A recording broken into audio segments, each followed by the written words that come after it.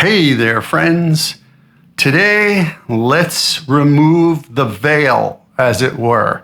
As most of you have been with me a long time know, I've been doing this a long time. I've been making music professionally for over 32 years, full time. That's it, my only job. And somehow I've been able to get by. However, there's a lot of myth in the music business, or myths, I should say, and I think we need to address some of them because a friend of mine made a video this week and I saw many comments from outside people and they were all fairly supportive, but she was so brave, in my opinion, to come out and say the things she did, considering how popular or how wide an audience she has on YouTube. It's kind of extraordinary. That person is Mary Spender. I met Mary in 2016, so 8 years ago, I met Mary, and I reached out to her because I had written a couple of songs, but one in particular for a very big artist that I was working for, and I didn't want to sing the demo, and I had come across Mary, and I was like, oh my God, she's got the perfect voice for this song.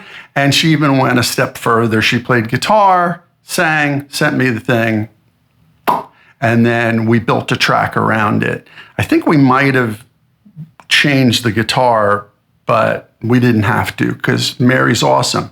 And in those 8 years, if you know anything about Mary Spender, she's got a lot of followers. Like, I don't know what it is now. The last time I checked, it was like over 300,000, but that was like a couple of years ago.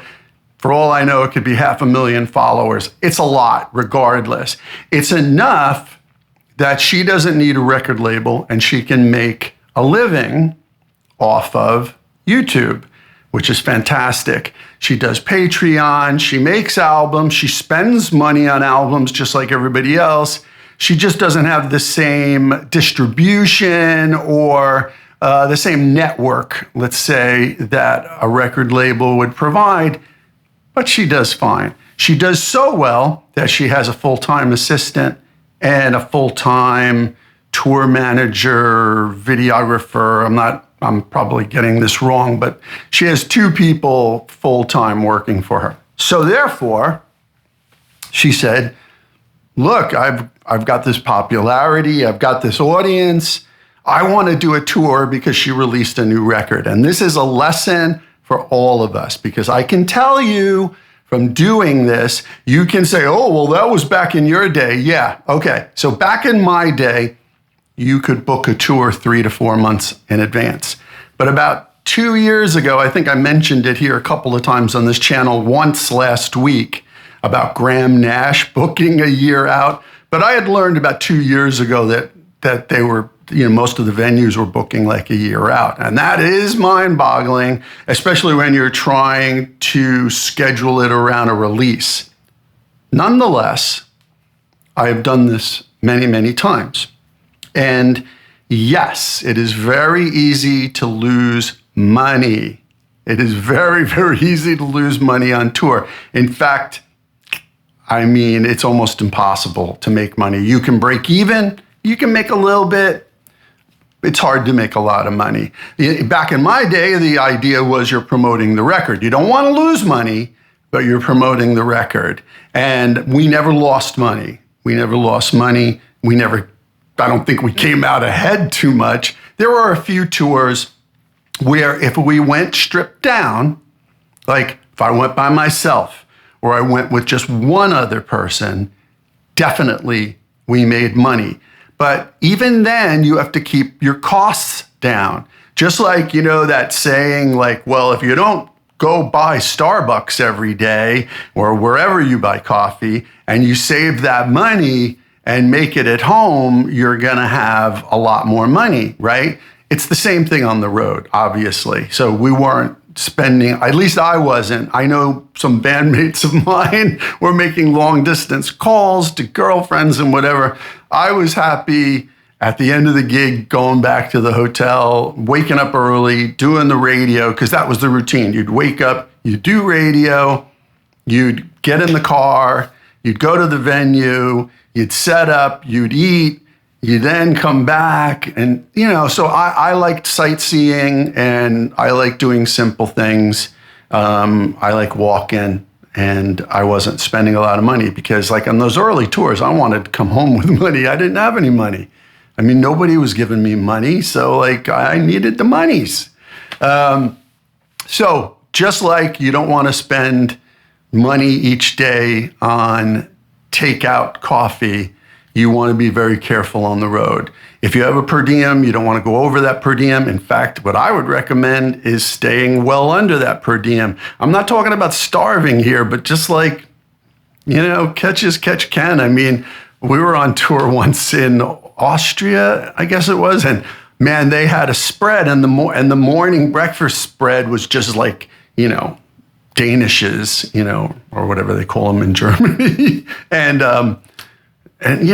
fruit, and I just, that's it.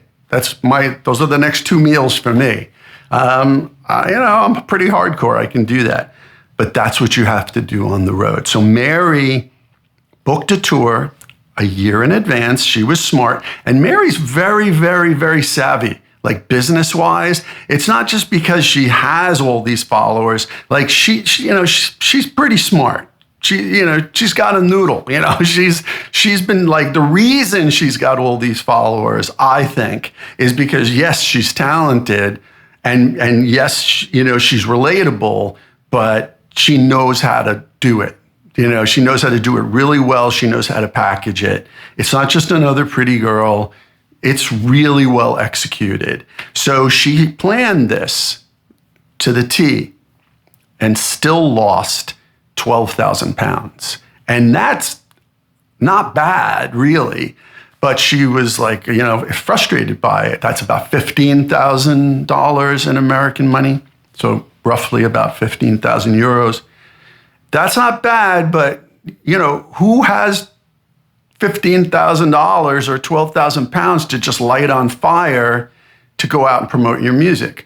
Part of the problem was she thought that her followers, having that many people, like, wow, would equate to coming out to the club.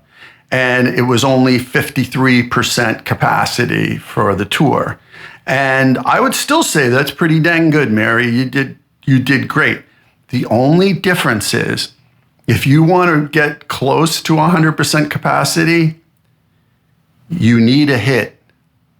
Right? Like you need a hit, or you need a couple of memorable songs that go outside of the YouTube sphere that people are talking about and playing.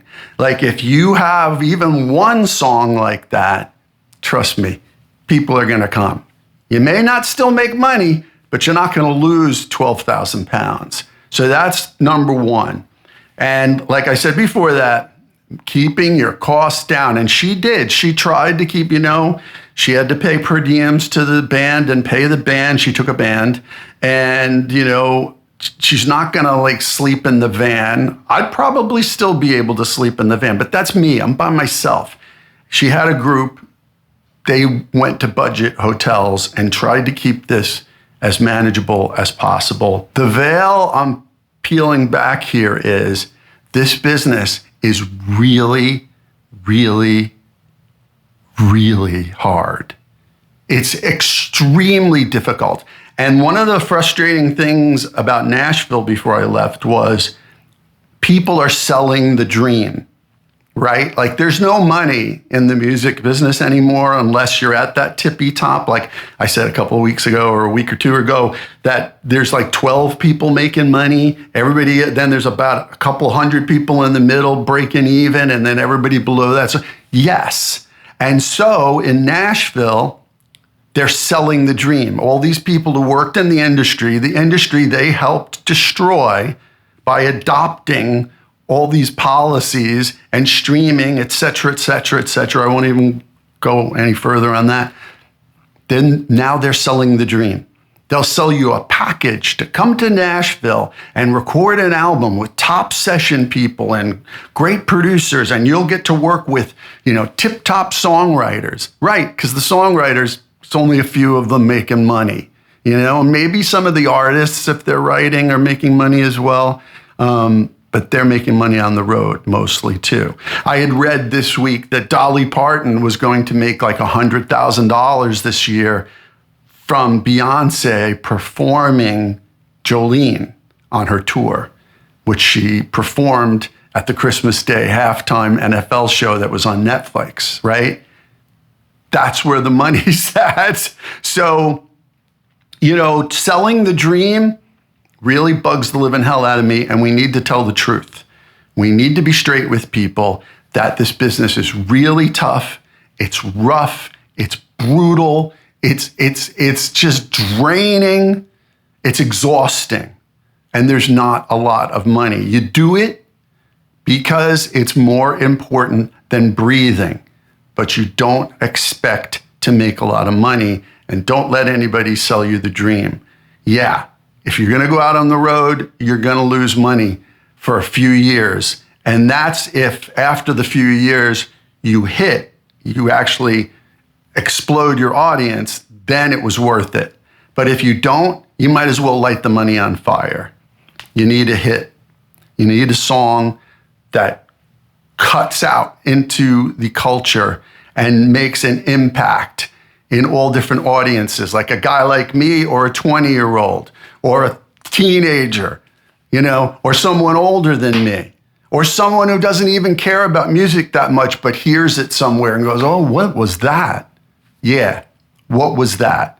What was that makes you not lose money. And that's the truth. This is the veil I'm peeling back for you today, because this business is brutal, and it's worse now than when I started. You have to work your bloody butt off to absolute exhaustion, and there's no guarantees. So I feel for Mary. I think she's extremely talented, and she's very sweet, and I salute her for what she's been able to do in her career so far, not needing a label. So keep on keeping on doing what you're doing. And what I want to do for you all, you might as well hear that song that Mary and I did together that she sang on, that I wrote. So I'm going to put a SoundCloud link below to the song, and hopefully you dig it. It's called Forget Me. I think you'll really like what she did with it, and I'm very proud of the song. It's not my best song, but Mary made it better. So anyway, that's Ed's TED Talk for the day, or an Ed Talk about the music business. Just don't let anybody sell you the dream. Don't let anybody tell you otherwise, that this is going to be a rough road. All right? All right. Happy New Year, everybody.